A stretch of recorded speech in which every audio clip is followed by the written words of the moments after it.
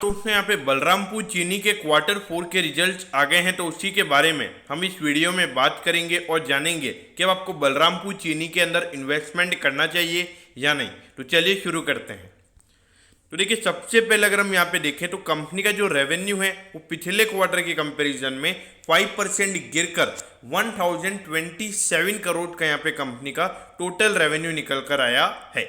लेकिन देखिए, उसके बावजूद भी यहाँ पे जो कंपनी की प्रॉफिटेबिलिटी है वो 235 करोड़ निकल कर आई है, जबकि पिछले क्वार्टर में कंपनी को सिर्फ 26 करोड़ का प्रॉफिट हुआ था। तो देखिए, ये प्रॉफिटेबिलिटी ज़्यादा क्यों आई है? क्योंकि अगर कंपनी का रेवेन्यू गिरा है तो यहाँ पे प्रॉफिटेबिलिटी ज़्यादा क्यों है? क्योंकि देखिए, हर साल at the end of the financial year, यानी कि जो लास्ट क्वार्टर होता है कंपनी के फाइनेंशियल ईयर का, तो वहाँ पर कंपनी जो उनकी इन्वेंटरीज होती है उनको वहाँ पर रिवर्सल करती है। तो उससे जो क्या होता है कि जो कंपनी की प्रॉफिटेबिलिटी होती है वो ज़्यादा हो जाती है। मतलब वो इन्वेंटरीज कंपनी के पास पड़ी होती है, लेकिन जो जो बिकती नहीं है, मतलब जो कंपनी ने सेल नहीं की होती है, तो उसको कंपनी वहाँ पे अगले फाइनेंशियल ईयर में लेके जाती है। तो इसलिए वहाँ पर वो इन्वेंटरीज को रिवर्सल किया जाता है। तो इसलिए यहाँ पर आपको 235 करोड़ का यहाँ पे प्रॉफिट देखने को मिल रहा है। ये हर साल होता है, ये इस फाइनेंशियल ईयर में ही नहीं हुआ है। अब इसके बाद अगर हम रेवेन्यूज की बात करें ईयरली बेसिस पर, यानी कि पिछले साल के जनवरी से मार्च वाले क्वार्टर से अगर हम कंपेयर करें तो 41% का डिक्लाइन हमको यहाँ पे कंपनी के टोटल रेवेन्यू में देखने को मिला है। मतलब अगर पिछले साल अगर कंपनी का 100 रुपये का रेवेन्यू था तो 100 रुपये के ऊपर 41 रुपीज़ का रेवेन्यू यहाँ पे कंपनी का कम हुआ है। अब ये 1072 नहीं है, 1027 है। ओके, ये थोड़ा मिक्स टाइप हो गया उसकी वजह से। अब इसके बाद अगर हम नेट प्रॉफिट की बात करें तो पिछले साल के मुकाबले नेट प्रॉफिट यहाँ पे 2.4% गिरकर 235 करोड़ का यहाँ पे कंपनी का नेट प्रॉफिट निकल कर आया है। अब देखिए, मेन रीजन यहाँ पे जो ईयर ऑन ईयर बेसिस पर हमको जो रेवेन्यूज में गिरावट देखने को मिली है, उसका रीजन ये है कि जो कंपनी के पिछले साल जो कंपनी के एक्सपोर्ट थे वो बहुत ज़्यादा थे, तो उसकी वजह से यहाँ पे कंपनी के एक्सपोर्ट अभी डिक्लाइन हुए, तो उसकी वजह से यहाँ पर हमको रेवेन्यू अच्छा खासा गिरता हुआ नजर आ रहा है। तो देखिए, मेरे ख्याल से मार्केट जो ईयर ऑन ईयर बेसिस के रिजल्ट है वो इतने सेटिस्फाइंग नहीं है, तो हो सकता है मार्केट इसे नेगेटिव वे में ले।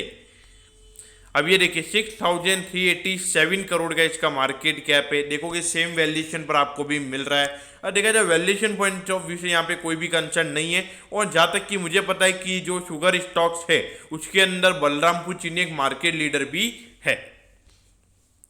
अब ये देखिए, अगर हम देखें तो पिछले 4 साल से अगर आप देखोगे तो सिर्फ इस साल थोड़ा सा रेवेन्यू कम हो गया था, बाकी हर साल यहाँ पे कंपनी का रेवेन्यू बढ़ रहा है।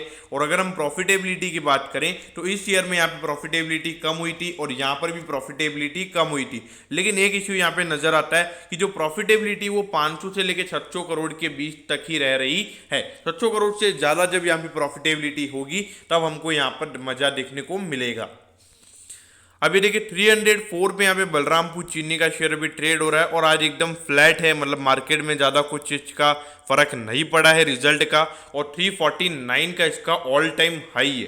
तो अगर आप हाई से कंपेयर करोगे अराउंड 12 to 13% ये शेयर आपको अपने हाई से डिस्काउंट पे मिल रहा है। और अभी जो सारे शुगर स्टॉक की हमने रैली देखी है उस वक्त बलरामपुर चीनी रोज 10% ऊपर रहता था।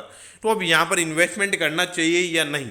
तो देखिए, मेरे ख्याल से ये जो शुगर जो कमोडिटी है तो यहाँ पर एक अच्छी खासी रैली हो चुकी है। तो as a long term investor इस सेक्टर को अभी अवॉइड करना चाहिए, क्योंकि एक रैली रहती है कि साइक्लिकल रैली रहती है, मतलब वहाँ से एक ऊपर जाती है फिर वापस नीचे आती है, क्योंकि डिमांड सप्लाई का पूरा गेम रहता है। तो इसलिए अभी जो बलरामपुर चीनी या फिर जितने भी शुगर स्टॉक्स है ये मुझे ऐसा लगता है कि ऑल टाइम हाई पर अभी ट्रेड हो रहे हैं। तो यहाँ पर इस काउंटर पर एक बेसिकली इस पर्टिकुलर शुगर काउंटर पर मेरे ख्याल से थोड़े यहाँ पे कम से कम 10% का करेक्शन यहाँ पर और होना चाहिए, ऐसा मुझे लगता है। क्योंकि होना ही हो ही गई, क्योंकि मेरे ख्याल से जो यहाँ पे रेट अभी बढ़ा है तो पूरा ट्रेडिंग पॉइंट ऑफ व्यू से बढ़ा है, ऐसा नहीं कि यहाँ पे लोगों ने आके इन्वेस्टमेंट किया है। तो इसीलिए ये बात हमको समझनी होगी। तो दोस्तों, मैं होप करता हूँ कि आपको बलरामपुर चीनी के क्वार्टर 4 के रिजल्ट्स के बारे में सब कुछ पता चल गया होगा।